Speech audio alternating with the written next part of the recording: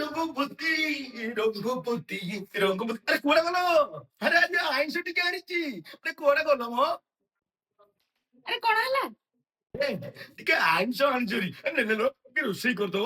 ଆଜି ଖାଇବାଟା ଜମିଯିବ ଆଜି ଟିକେ। ଛି ଛି ଛି ଛି ତମେ ଆଇଁଷ ଧରିକି ଘରକୁ ଆସିଛ?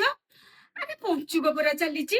ଏ ପଞ୍ଚୁକରେ ନା ବଗ ବଗୁଲି ବି ଆଇଁଷ ଖାଉନାହାନ୍ତି, ପିଆଜ ରସୁଣ ବି ଖାଉନାହାନ୍ତି, ଆଉ ତମେ ପଞ୍ଚୁକରେ ଆଇଁଷ ଆଣିକି ହେଇଛ? ଛି ଛି ଛି ଛି ଛି ମୋ ଘର ଦ୍ୱାର ଗଲା ସବୁ ଗଲା ଗଲା ଛି ଛି ଛି ଛି ଛି।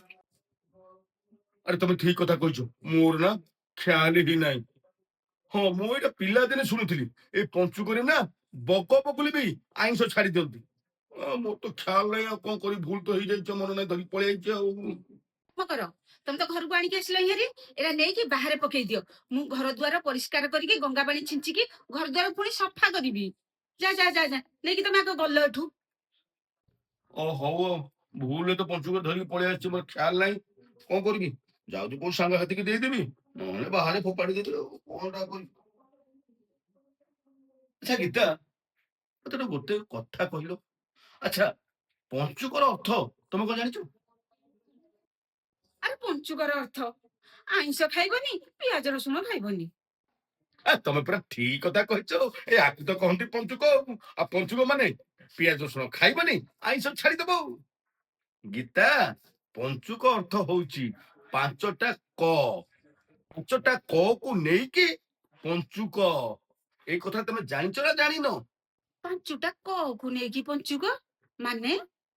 ଆରେ ପାଞ୍ଚଟା କ କୁ ନେଇକି ପଞ୍ଚୁକ।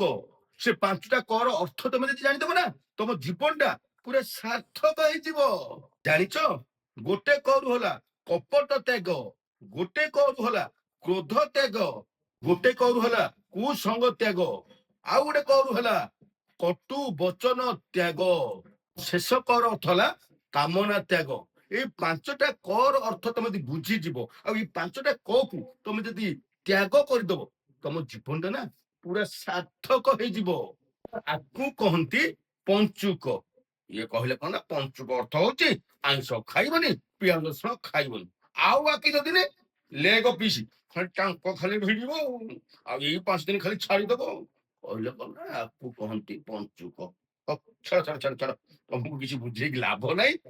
ଆଣିଛି ହେରି, ନହେଲେ କାହାକୁ ଦେଇଦେବି, ନହେଲେ ଫୋପାଡ଼ି ଦେବି, ଆଉ ପଇସା ତ ଲସ୍ ହେଲା, କଣ କରିବା, ଛାଡ।